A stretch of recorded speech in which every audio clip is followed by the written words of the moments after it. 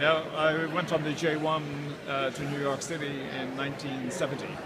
That's way back in the last century at this stage. I spent 2 months in New York working in a real estate company as a courier.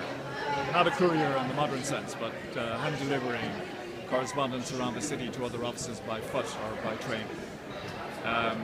1970 was a completely different time than now.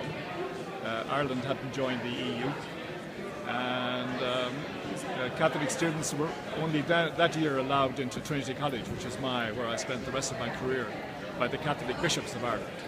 So it gives an idea of what Ireland was like at the time. Highly homogeneous, quite kind of inward looking, and there were no jobs, no money around. There were no part-time jobs for students.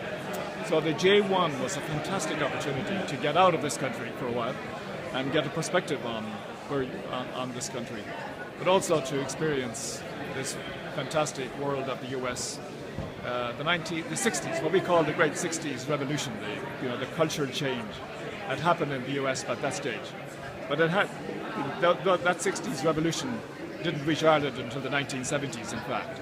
So the US had a fantastic attraction for students at the time, and so it was inevitable that I wanted to go there. And it's kind of an experience that transformed my life, and I think most J1ers would probably see that experience in the US as transforming their lives in some way or another.